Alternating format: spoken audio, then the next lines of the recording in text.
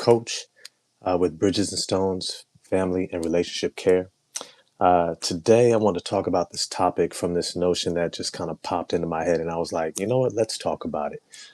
Uh, and it was this thought: Are parents today potentially getting in the way of their child's greatness? And I thought of this subject, I thought of this idea from the notion of how often we have a perceived idea of what we want our children to be, and we push them towards it, we steer them towards it. And at the same time, we could be missing out on the very thing that they're actually here to do in this world, in their life. I want to talk about that in this video. But before I do, if you could do me the favor and smash the like button for me, just go ahead and click that like button. It's a small thing for you, but a really big thing for the channel. So I really appreciate all the love and support. Definitely, please feel free to comment, um, leave a thought after it posts, or say something in the chat. I do like to respond as well, and consider becoming a member, and subscribe. With that, I want to dive into this. This is, you know, I'm a parent. I'm a parent, and so I don't take for granted just how much we as parents truly do love, appreciate, care for our children. We want the best for them. We do everything we can in our power, hopefully, to create a life around them that can support them, care for them, and allow them to grow, to be free, to live and to thrive, to be at their best. But I I want to challenge us on this. I did a previous video on how we can't escape our societal norms and values that many times are imprinted on us generationally at a young age, and create kind of a lens in how we see our world, see parenting, um, and we kind of just live through that. And one of the themes is this notion of better, or supposed to, or worthy, or more valuable, or secure. And these are all these adjectives that can very quickly begin to describe a perspective of your child that might be something else than who they naturally are. And I wanted to talk about this because there's this book that I truly love. If you have a chance to go and pick it up, it's called The Spirit of Intimacy, Ancient African Teachings of the Ways of Relationships by Sobanfu Somé. And in this text, she talks about that in their culture, they believe that children are ancestors who come from this ancestral realm, and they see their families, they see their loved ones, and they see an opportunity to care for them, to bring gifts, to bring opportunities for their growth and furtherment. And so when a woman becomes pregnant, they do this ritual, where they put the mother in a trance, and the shaman is able to talk with the ancestor through the mother, and they find out why they've come. What is your purpose? Why are you here? Now, to me, this is such a phenomenal idea, because the idea says that I'm acknowledging that you have a purpose before you get here, versus it's my job to give you a purpose, to give you a description of what you're supposed to be in this world, how you're supposed to look, come out, behave like, right? Before I begin thinking of notions of putting a basketball in your hand, a football, a soccer ball, start putting art supplies in front of you and thinking that you're going to be some idea of what I have seen as successful or valuable. I'm already beginning my parenting with thinking or knowing that you already have something in you. You already have something that you arrived here to do. And within this culture, I believe it's the Dagaran people of Burkina Faso, West Africa. They believe that once they know the purpose, their job as a community is to make a way, to make space for them to actualize that purpose, because they perceive that the purpose of that ancestor arriving through this child is directly connected to their community success, is directly connected to their family's growth and betterment. And so, of course, they're thinking, well, shoot, I better get planning and making sure that as this ancestor ages, they're able to see something that I don't, right? I have my own purpose. And of course, generationally, when each one grows up with this kind of acknowledgement, well, now you have every individual within this community that works together already understanding that each of them in their own unique way is working towards the furtherance of their community. And it's a beautiful thought. Now I want to couple that with something else. Asada Shakur, in her biography, Asada, she talks about why she fought so hard for her child's life. And if you recall her story, she's wrongfully convicted of murder. Um, she goes on trial. She's actually pregnant during the time of the trial while she's in jail. The officers do everything they can to try to get her to miscarry. And she fights and she fights and she fights to have this child. And when she's asked why, she says, well, because the revolution comes through our children.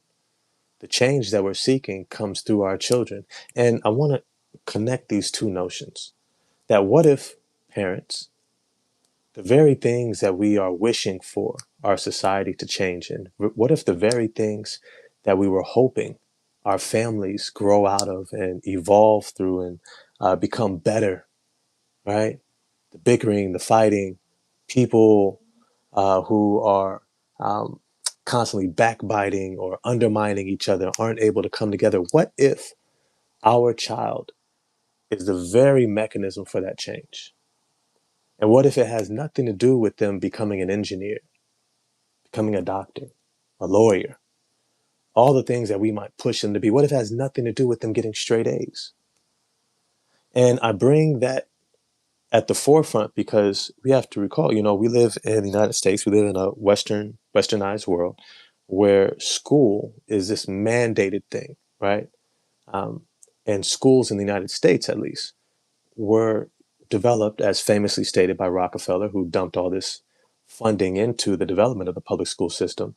He says, I'm not putting this money into the funding for these schools so that we can have a country full of thinkers and philosophers.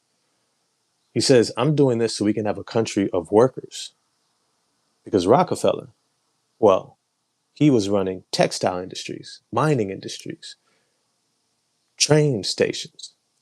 He was industrializing the country and he needed people who can work jobs to maintain these industries. So when we think about the progression of that educational system, and now our children are forced to go into, we have to ask ourselves, is this educational system, my reinforcement of it, and these job opportunities that I foresee that I would love for my child to have because I think it allows them to find success, is this based upon who they are, what they're here to do? And sometimes what they're here to do isn't even about a job. Maybe it's not about them making X amount of dollars a year, attaining this American dream. Maybe they don't give you all the grandkids you want. Maybe they don't have all this excess and material wealth and the cars and the traveling. And what if they don't achieve the idea of them, but they achieve something greater? And it's not about the monetary or material, but it's about the person that they're becoming. And I think a challenge for us as parents is to be able to step back and connect with our children and who they are, their nature, their energy, their passions, the things that excites them, the things that they're drawn towards naturally, looking at their dispositions and things that they find themselves interested in that might be completely unique to us. All right. You may have no idea why your kid is interested in plants so much, or bugs, right? Or trains, or the sky. And you might think that they're lazy. Maybe they're developing different because they're here to become something unique, something different, something powerful that is able to bring about the very changes that we might be hoping for in this world. Step one, parents, take a big step back. Remember that you never had to have all the answers. You never had to have all the ducks in a row, all the I's dotted and T's crossed to get to where you desired in your life. And also keep in mind, parents, that many of us have changed our mind and changed directions often to figure out where we wanted to go in life and what we wanted to do. The second step is come into relationship with who your child is. not in terms of performance, but come into connection with who your child is in terms of their personhood, who they are inside, how they show up in the world, and begin to embrace it. Let them know that they're safe to be themselves, loved, accepted, welcomed, and worthy of your love, affection, relationship, just in who they are. The last step is probably the most fun. The last step is then beginning to pave the way for them as you connect with them. Create fun opportunities for them to explore these aspects of themselves. Be their number one fan. Enjoy your parenthood right where your child is at. Yeah, they're going to follow you around and do the things that you love to do because that's what children do too. But also reciprocate that same interest in them. And you will find you will empower them beyond what you can ever imagine. Because it's not about them necessarily coming out how you think. It's about them knowing that they're loved and accepted and welcomed in this world exactly as they are. I hope that helps. I hope you got some tips there. My name is Ross with Bridges and Stones Family Relationship Care. If you're interested in any type of family care or one-on-one coaching, please feel free to look me up in the description box and contact me at your convenience. Other than that, have an amazing day. And I look forward to talking with y'all more. Definitely feel free to put some comments and keep the conversation going. Take care.